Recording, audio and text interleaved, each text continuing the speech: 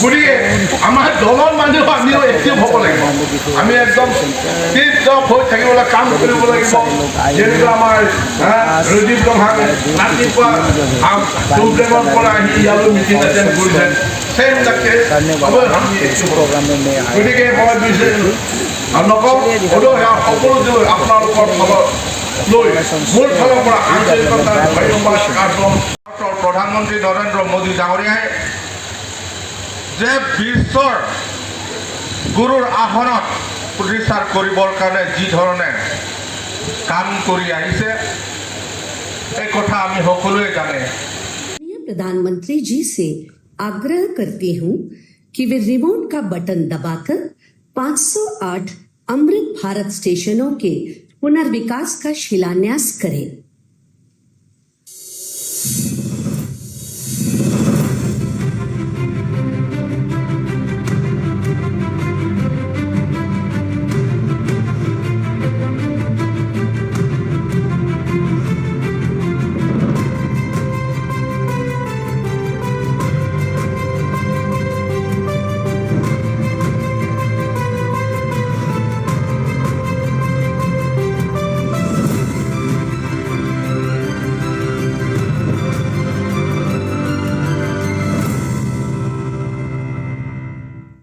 मैं आदरणीय प्रधानमंत्री जी से विनम्र निवेदन करती हूं कि इस ऐतिहासिक अवसर पर अपने प्रेरणादायी उद्बोधन से हम सभी का मार्गदर्शन करें।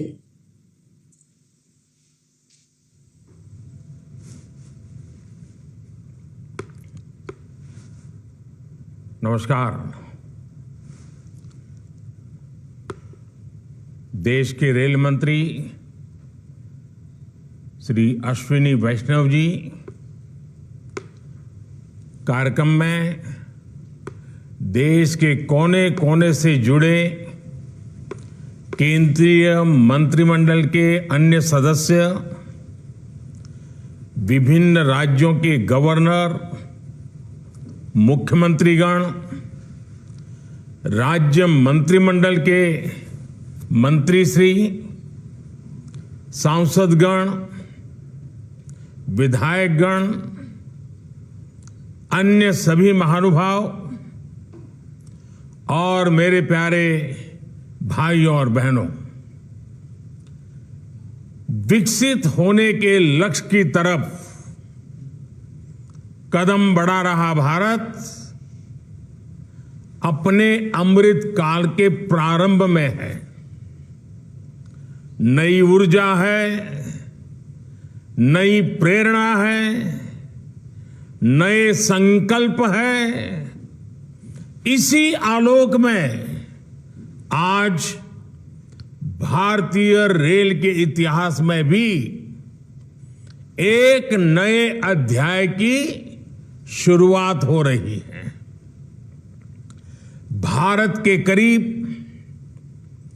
1300 प्रमुख रेलवे स्टेशन अब अमृत भारत रेलवे स्टेशन के तौर पर विकसित किए जाएंगे। उनका पुनर्विकास होगा, आधुनिकता के साथ होगा। इसमें से आज 508 अमृत भारत स्टेशनों के पुनर्निर्माण का काम शुरू हो रहा है और इन 508 अमृत भारत स्टेशंस के नवनिर्माण पर करीब 25,000 करोड़ रुपए खर्च किए जाएंगे। आप कल्पना कर सकते हैं, ये देश के इंफ्रास्ट्रक्चर के लिए, रेलवे के लिए और सबसे बड़ी बात है मेरे देश के सामान्य नागरिकों के लिए ये कितना बड़ा अभियान होने वाला है। इसका लाभ देश के लगभग सभी राज्यों को मिलेगा। जैसे यूपी में इसके लिए करीब 4,500 करोड़ रुपए के खर्च से 55 अमृत स्टेशन को विकसित किया जाएगा। राजस्थान के भी 55 railway station Amrit Bharat station बनेंगे। एमपी में 1000 करोड़ रुपए के खर्च से 34 स्टेशन का कायाकल्प होने वाला है। महाराष्ट्र में 44 स्टेशन के विकास के लिए 1500 करोड़ रुपए से ज्यादा खर्च होंगे। तमिलनाडु, कर्नाटका और केरला के भी प्रमुख स्टेशंस को अमृत भारत स्टेशन के रूप में विकसित किया जाएगा। मैं अमृत काल के प्रारंभ में इस ऐतिहासिक अभियान के लिए रेल मंत्रालय की सराहना करता हूं और सभी देशवासियों को बधाई देता हूं। साथियों, आज पूरी दुनिया की दृष्टि भारत पर है। वैश्विक स्तर पर भारत की साख बढ़ी है। भारत को लेकर दुनिया का रवैया बदला है और इसकी दो प्रमुख बातें हैं, दो मुख्य वजह हैं। पहली, आप देशवासी, भारत के लोगों ने करीब करीब 3 दशक बाद, 30 साल बाद देश में पूर्ण बहुमत की सरकार बनाई। वो पहली वजह। और दूसरी वजह है पूर्ण बहुमत की सरकार उसी स्पष्टता के साथ जनता जनार्दन की उनकी भावना का आदर करते हुए बड़े बड़े निर्णय लिए, चुनौतियों के स्थायी समाधान के लिए अविरत काम किया। आज भारतीय रेलवे भी इसका प्रतीक बन चुकी है। बीते वर्षों में रेलवे में ही जितना काम हुआ है, उसके आंकड़े, उसकी जानकारी हर किसी को प्रसन्न भी करती है, हैरान भी कर देती है। जैसे दुनिया में south Africa, Ukraine, Poland, UK और स्वीडन जैसे देशों में जितना रेल नेटवर्क है, उससे ज्यादा रेल ट्रैक हमारे देश में इन 9 वर्षों में बिछाए गए हैं। आप कल्पना करिए स्केल। साउथ कोरिया, न्यूजीलैंड और ऑस्ट्रेलिया जैसे देशों का जितना रेल नेटवर्क है, उससे ज्यादा ट्रैक भारत ने अकेले पिछले साल बनाए हैं। 1 साल में भारत में आज आधुनिक ट्रेनों की संख्या भी तेजी से बढ़ रही है। आज देश का लक्ष्य है कि रेलवे की यात्रा हर यात्री के लिए, हर नागरिक के लिए सुलभ भी हो और सुखद भी हो। अब ट्रेन से लेकर स्टेशन तक आपको एक बेहतर, एक उम्दा से उम्दा एक्सपीरियंस देने का प्रयास है। प्लेटफॉर्म्स पर बैठने के लिए बेहतर सीटें लग रही हैं, अच्छे वेटिंग रूम बनाए जा रहे हैं। आज देश के हजारों रेलवे स्टेशनों पर मुफ्त वाईफाई की सुविधा है। हमने देखा है इस मुफ्त इंटरनेट का कितने ही युवाओं ने लाभ उठाया है। पढ़ाई करके वो अब बहुत कुछ अपने जीवन में सिद्धियां प्राप्त कर चुके हैं। साथियों, ये इतनी बड़ी सिद्धियां हैं, जिस प्रकार से रेलवे में काम हुआ है, किसी भी पीएम का मन कर जाएगा कि इनका जिक्र 15 अगस्त को लाल किले से करें। और जब 15 अगस्त सामने है तो मन बहुत ही लालायित होता है कि उसी दिन इसकी चर्चा करूं। लेकिन आज ये इतना विराट आयोजन हो रहा है, देश के कोने कोने से लोग जुड़े हैं, इसलिए मैं अभी ही इस बात पर इतने विस्तार से चर्चा कर रहा हूं। साथियों, रेलवे को हमारे देश की लाइफलाइन कहा जाता है, लेकिन इसके साथ ही हमारे शहरों की पहचान भी शहर के रेलवे स्टेशन से जुड़ी होती है।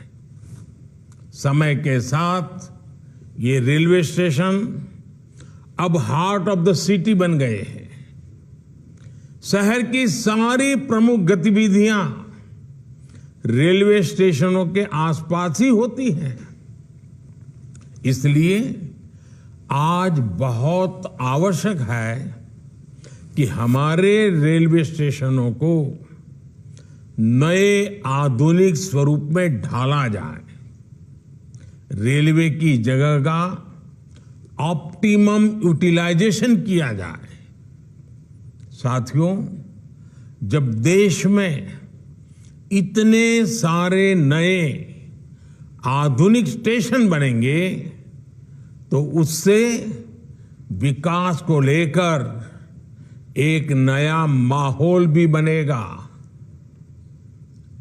देसी विदेशी कोई भी पर्यटक जब ट्रेन से इन आधुनिक स्टेशनों पर पहुंचेगा तो राज्य की, आपके शहर की पहली तस्वीर उसे जरूर प्रभावित करेगी, वो यादगार बन जाती है।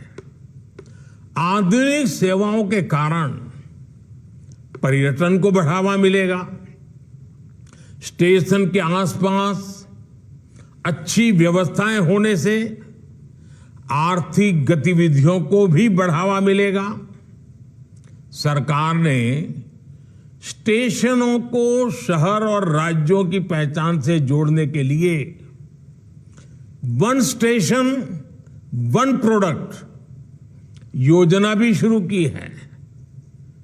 इससे पूरे इलाके के लोगों को, कामगारों और कारीगरों को फायदा होगा, साथ ही जिले की ब्रांडिंग भी होगी। साथियों, आजादी के अमृत काल में देश ने अपनी विरासत पर गर्व का भी संकल्प लिया है। ये अमृत रेलवे स्टेशन उसके भी प्रतीक बनेंगे, हमें गर्व से भर देंगे। इन स्टेशंस में देश की संस्कृति और स्थानीय विरासत की झलक दिखेगी। जैसे जयपुर रेलवे स्टेशन में हवा महल, आमेर फोर्ट जैसी राजस्थान की धरोहरों की झलक होगी। जम्मू कश्मीर का जम्मू तवी रेलवे स्टेशन प्रसिद्ध रघुनाथ मंदिर से प्रेरित होगा। नागालैंड के दिमापुर स्टेशन पर वहां की 16 जनजातियों की लोकल वास्तुकला दिखाई देगी। हर अमृत स्टेशन शहर की आधुनिक आकांक्षाओं और प्राचीन विरासत का प्रतीक बनेगा। देश के विभिन्न ऐतिहासिक स्थलों और तीर्थ स्थानों को जोड़ने के लिए इन दिनों देश में एक भारत गौरव यात्रा ट्रेन, भारत गौरव टूरिस्ट ट्रेन भी चल रही है, शायद आपके ध्यान में आया होगा। उसको भी मजबूती दी जा रही है। साथियों, किसी भी व्यवस्था को ट्रांसफॉर्म करने के लिए जरूरी होता है कि हम उसके पोटेंशियल को पहचानें। भारतीय रेल में तो ग्रोथ को रफ्तार देने का अपार पोटेंशियल है। इसी सोच के साथ बीते 9 वर्षों में हमने रेलवे में रिकॉर्ड इन्वेस्टमेंट किया है। इस साल के रेलवे को 2.5 लाख करोड़ रुपए से ज्यादा का बजट दिया गया है। ये बजट 2014 की तुलना में 5 गुना ज्यादा है। आज एक होलिस्टिक सोच के साथ रेलवे के समग्र विकास के लिए काम हो रहा है। इन 9 वर्षों में लोकोमोटिव्स उत्पादन में भी 9 गुना की वृद्धि हुई है। आज देश में पहले की अपेक्षा 13 गुना ज्यादा HLB कोच बन रहे हैं। साथियों, नॉर्थ ईस्ट में रेलवे के विस्तार को भी हमारी सरकार ने प्राथमिकता दी है। रेलवे लाइनों का दोहरीकरण हो, गेज परिवर्तन हो, इलेक्ट्रिफिकेशन हो, नए रूट्स का निर्माण हो, इस पर तेजी से काम किया जा रहा है। जल्द ही पूर्वोत्तर के सभी राज्यों की राजधानियां रेलवे नेटवर्क से जुड़ जाएगी। नागालैंड में 100 साल बाद दूसरा रेलवे स्टेशन बना है। नॉर्थ ईस्ट में नई रेल लाइनों की कमीशनिंग भी पहले के मुकाबले 3 गुना ज्यादा हो रही है। साथियों, पिछले 9 वर्षों में 2200 किलोमीटर डेडिकेटेड फ्रेट कॉरिडोर भी बनाए गए हैं। इसकी वजह से माल गाड़ियों के ट्रेवल टाइम में काफी कमी आई है। दिल्ली NCR से वेस्टर्न पोर्ट तक, चाहे गुजरात के समुद्री तट हो या महाराष्ट्र का समुद्री तट हो, पहले से जो सामान ट्रेन से पहुंचाने में एवरेज औसतन 72 घंटे लगते थे, आज वही लगेज, वही सामान, वही गुड्स 24 घंटे में पहुंच जाता है। ऐसे ही दूसरे रूट्स पर भी टाइम में 40% की कमी आई है। ट्रैवल टाइम में कमी आने का मतलब है कि मालगाड़ियों की गति बढ़ी है और सामान भी अब ज्यादा तेजी से पहुंच रहा है। इसका बड़ा लाभ हमारे उद्यमियों, कारोबारियों और खास करके हमारे किसान भाई बहनों को हो रहा है। हमारी फल सब्जियां अब ज्यादा तेजी से देश के एक कोने से दूसरे कोने तक जा रही है। जब देश में इस तरह का ट्रांसपोर्टेशन तेज होगा तो उतनी ही तेजी से भारत के जो उत्पाद है, हमारे छोटे मोटे कारीगर, हमारे लघु उद्योग जो कुछ भी उत्पादन करते हैं, वो सामान विश्व बाजार में भी तेजी से पहुंचेगा। साथियों, आप सभी ने देखा है कि पहले रेलवे ओवरब्रिज का कम होने के कारण कितनी दिक्कतें आती थी। 2014 से पहले देश में 6,000 से भी कम रेलवे ओवरब्रिज और अंडरब्रिज थे। आज ओवरब्रिज और अंडरब्रिज की ये संख्या 10,000 से ज्यादा हो गई है। देश में बड़ी लाइन पर मानव रहित क्रॉसिंग की संख्या भी शून्य हो चुकी है। रेलवे और रेलवे प्लेटफॉर्म पर यात्री सुविधाओं के निर्माण में आज बुजुर्गों की, दिव्यांगजनों की जरूरतों का विशेष ध्यान रखा जा रहा है।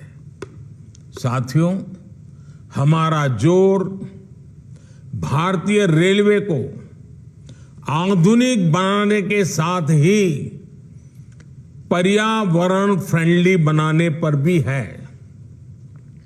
बहुत जल्द भारत के 100% रेल ट्रैक्स इलेक्ट्रिफाइड होने जा रहे हैं, यानी कुछ ही वर्षों में भारत की सारी ट्रेनें सिर्फ बिजली से चला करेगी।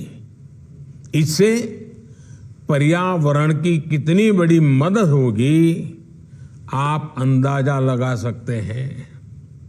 9 वर्षों में सोलर पैनल से बिजली बनाने वाले रेलवे स्टेशनों की संख्या भी 1200 से ज्यादा हो गई है। लक्ष्य यही है कि आने वाले समय में सभी स्टेशन ग्रीन एनर्जी बनाएं। हमारी ट्रेनों के करीब 70,000 डिब्बे, 70,000 कोचेज में एलईडी लाइट्स लगाई जा चुकी हैं। ट्रेनों में बायो टॉयलेट्स की संख्या भी 2014 के मुकाबले अब 28 गुना ज्यादा हो गई है। ये जितने अमृत स्टेशन बनेंगे, ये भी ग्रीन बिल्डिंग्स के मानकों को पूरा करेंगे। 2030 तक भारत एक ऐसा देश होगा जिसकी रेलवे नेट जीरो एमिशन पर चलेगी। साथियों, रेल ने दशकों से हमें अपनों से मिलने का बहुत बड़ा अभियान चलाया है, काम किया है। एक प्रकार से देश को जोड़ने का भी काम किया है। अब ये हमारी जिम्मेदारी है कि हम रेल को एक बेहतर पहचान और आधुनिक भविष्य से जोड़ें और रेल की रक्षा, व्यवस्थाओं की रक्षा, सुविधाओं की रक्षा, स्वच्छता की रक्षा, एक नागरिक के नाते उस कर्तव्य को हमें निभाना। अमृतकाल कर्तव्य काल भी है। लेकिन साथियों, कुछ बातें जब हम देखते हैं तो मन को पीड़ा भी होती है। दुर्भाग्य से हमारे देश में विपक्ष का एक धड़ा आज भी पुराने ढरे पर चल रहा है। वो आज भी खुद तो कुछ करेंगे नहीं और किसी को करने भी न देंगे, न काम करेंगे न करने देंगे। ये रवैये पर अड़े हुए हैं। देश ने आज की और भविष्य की जरूरतों की चिंता करते हुए संसद की आधुनिक इमारत बनवाई। संसद देश के लोकतंत्र की प्रतीक होती है। उसमें पक्ष विपक्ष सबका प्रतिनिधित्व होता है।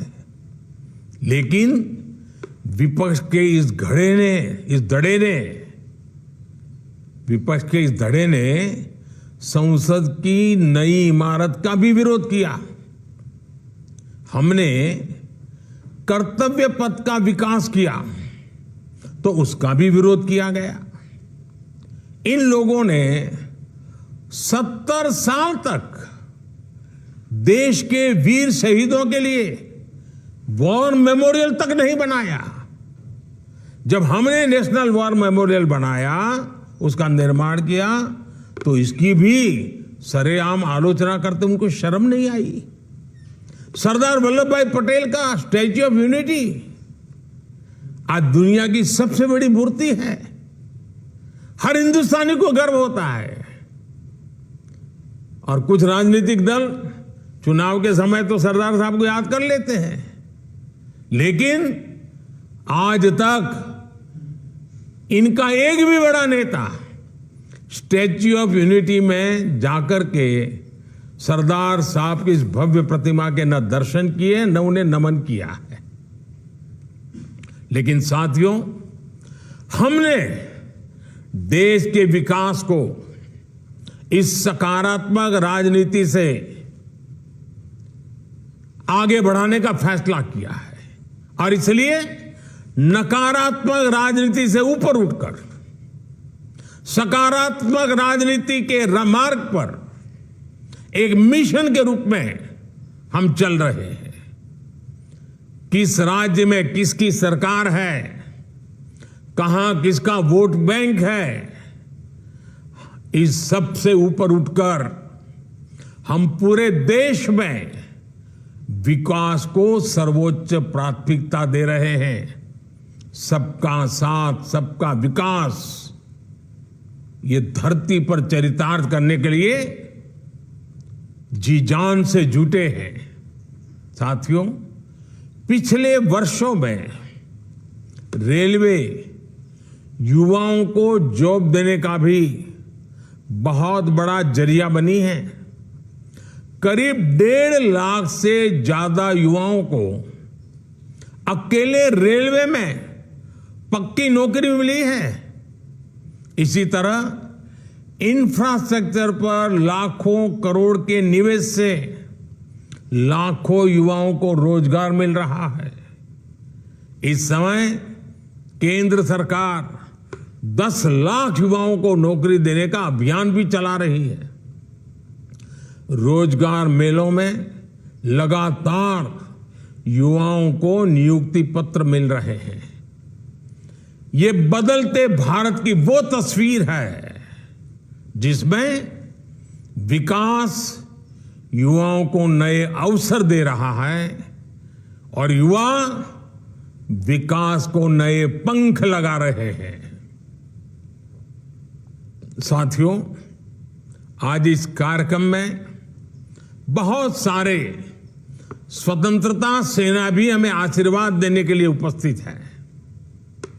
कई पद्म सम्मान प्राप्त महानुभाव भी इस कार्यक्रम की शोभा बढ़ा रहे हैं। हर भारतीय के लिए अगस्त महीना बहुत विशेष महीना होता है। ये महीना क्रांति का महीना है, कृतज्ञता का महीना है, कर्तव्य भावना का माह है। अगस्त में कितने ही ऐतिहासिक दिवस आते हैं जिन्होंने भारत के इतिहास को नई दिशा दी और आज भी हमें प्रेरित करते हैं। कल 7 अगस्त को पूरा देश स्वदेशी आंदोलन को समर्पित नेशनल हैंडलूम डे मनाएगा। 7 अगस्त की ये तारीख हर भारतीय के लिए वोकल फॉर लोकल होने के संकल्प को दोहराने का दिन है। कुछ ही दिनों बाद गणेश चतुर्थी का पवित्र पर्व भी आने वाला है। हमें अभी से इको फ्रेंडली गणेश चतुर्थी की तरफ जाना है। हम कोशिश करें कि गणपति बप्पा की प्रतिमाएं इको फ्रेंडली मटेरियल्स की बनी हो। ये वर्ष हमारे स्थानीय कारीगरों, हमारे हस्तशिल्पियों और हमारे छोटे उद्यमियों के बनाए उत्पादों को खरीदने की प्रेरणा देता है। साथियों,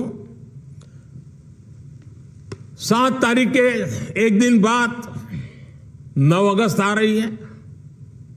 9 अगस्त वो तारीख है जब ऐतिहासिक फिट इंडिया मूवमेंट की शुरुआत हुई थी। महात्मा गांधी ने मंत्र दिया था और फिट इंडिया मूवमेंट ने स्वतंत्रता की तरफ भारत के कदमों में नई ऊर्जा पैदा कर दी थी। इसी से प्रेरित होकर आज पूरा देश हर बुराई के लिए कह रहा है फिट इंडिया। चारों तरफ एक ही गूंज है, करप्शन फिट इंडिया, यानी भ्रष्टाचार इंडिया छोड़ो, डायनेस्टी फिट इंडिया, यानी परिवारवाद इंडिया छोड़ो, अपीजमेंट फिट इंडिया, यानी तुष्टीकरण इंडिया छोड़ो। साथियों, उसके बाद 15 अगस्त की पूर्व संध्या 14 अगस्त का विभाजन विभीषिका स्मरण दिवस, जब मां भारती के 2 टुकड़े हो गए थे। एक ऐसा दिन है जो हर भारतीय की आंखों को नम कर देता है। ये उन अनगिनत लोगों को याद करने का दिन है जिन्होंने भारत के बंटवारे की बड़ी कीमत चुकाई। ये उन परिवारों के प्रति एकजुटता को दिखाने का, जिन्होंने अपना सब कुछ खो दिया और फिर भी साहस के साथ मां भारती के लिए अपनी श्रद्धा को लेते हुए जीवन को पटरी पर लेने के लिए जूझते रहे। आज ये अपने परिवार, अपने देश के हित में, देश के विकास में महत्वपूर्ण योगदान दे रहे हैं। और साथियों, 14 अगस्त विभाजन विभीषिका दिवस, मां भारती के टुकड़ों का वो दिन हमें भविष्य में मां भारती को एक रखने की जिम्मेवारी भी देता है। अब इस देश को किसी भी तरह से कोई नुकसान न हो पाए, ये संकल्प करने का समय भी ये विभाजन विभीषिका दिवस 14 अगस्त है। साथियों, देश का हर बच्चा, बुजुर्ग, सब कोई 15 अगस्त का इंतजार करता है। और हमारा 15 अगस्त, हमारा स्वतंत्रता दिवस, हमारे तिरंगे और हमारे राष्ट्र की प्रगति के प्रति हमारी प्रतिबद्धता को दोहराने का समय है। पिछले साल की तरह ही इस बार भी हमें हर घर तिरंगा फहराना है। हर घर तिरंगा, हर दिल तिरंगा, हर मन तिरंगा, हर मकसद तिरंगा, हर सपना तिरंगा, हर संकल्प तिरंगा। मैं देख रहा हूं कि अनेक साथी आजकल सोशल मीडिया पर अपनी तिरंगे वाली डीपी अपडेट कर रहे हैं। हर घर तिरंगा के उद्घोष के साथ फ्लैग मार्च भी निकाल रहे हैं। मैं आज सभी देशवासियों से, विशेष रूप से युवाओं को, हर घर तिरंगे इस आंदोलन से जुड़ने का और इसका प्रचार प्रसार करने का भी आग्रह करता हूं। साथियों, लंबे समय तक हमारे देश के लोग यही सोचते थे कि वो जो टैक्स चुका रहे हैं उसका कोई मतलब नहीं है। उन्हें लगता था कि उनकी मेहनत से कमाए हुए पैसों को भ्रष्टाचार में उड़ा दिया जाएगा। लेकिन हमारी सरकार ने इस धारणा को बदल दिया। आज लोगों को महसूस होता है कि उनके पैसे का पाई पाई का उपयोग राष्ट्र के निर्माण में हो रहा है। सुविधाएं बढ़ रही हैं, ईज ऑफ लिविंग बढ़ रही है। जो मुसीबतें आपको झेलनी पड़ी वो आपके बच्चों को झेलनी न पड़े, उसके लिए दिन रात काम हो रहा है। इसका परिणाम यह है कि टैक्स भरने वाले लोगों की विकास के प्रति एक विश्वास बढ़ा है और उसके कारण टैक्स देने वालों की संख्या भी बढ़ रही है। एक समय था जब देश में 2 लाख रुपए की इनकम पर टैक्स लग जाता था। आज ये मोदी की गारंटी देखिए, आज 7 लाख रुपए तक की इनकम पर कोई टैक्स नहीं लगता। इसके बावजूद देश में जमा होने वाली इनकम टैक्स की राशि भी लगातार बढ़ रही है, जो विकास के काम आ रही है। इसका स्पष्ट संदेश है कि देश में मध्यम वर्ग का दायरा लगातार बढ़ रहा है। अभी 5 दिन पहले ही इनकम टैक्स रिटर्न भरने की आखिरी तारीख गुजरी है। इस साल हमने देखा है कि इनकम टैक्स रिटर्न भरने वालों की संख्या 16% बढ़ी है। ये दिखाता है कि लोगों का देश की सरकार पर, देश में हो रहे नवनिर्माण पर और विकास की कितनी जरूरत है, इस बात पर भरोसा कितना बढ़ रहा है। लोग आज देख रहे हैं कि देश में किस तरह रेलवे का कायाकल्प हो रहा है, मेट्रो का विस्तार हो रहा है। लोग आज देख रहे हैं कि देश में किस तरह एक के बाद एक नए एक्सप्रेसवे बनाए जा रहे हैं। लोग आज देख रहे हैं कि देश में किस तरह तेजी से नए नए एयरपोर्ट बनाए जा रहे हैं, नए नए अस्पताल बनाए जा रहे हैं, नए नए स्कूल बनाए जा रहे हैं। जब लोग इस तरह का बदलाव देखते हैं तो ये एहसास और मजबूत होता है कि उनके पैसे से नए भारत का निर्माण हो रहा है। आपके बच्चों के उज्जवल भविष्य की गारंटी इन सब कामों में गारंटी है। हमें इस विश्वास को दिनों दिन और मजबूत करना है। और भाई बहनों, ये जो 508 रेलवे स्टेशनों का आधुनिकीकरण हुआ है ना, ये भी उसी दिशा में उठाया गया कदम है। मैं आपको विश्वास दिलाता हूं, अमृत भारत स्टेशंस भारतीय रेल के इस कायाकल्प को एक नई ऊंचाई देंगे। आओ इस क्रांति के महीने में हम सभी हिंदुस्तानी नए संकल्पों के साथ 2047 में, जब देश आजादी के 100 साल मनाएगा, भारत को विकसित बनाने के लिए एक नागरिक के नाते मेरी जो भी जिम्मेवारी है उसको अवश्य पूर्ण करूंगा। इस संकल्प के साथ आप सबका बहुत बहुत धन्यवाद, बहुत बहुत शुभकामनाएं।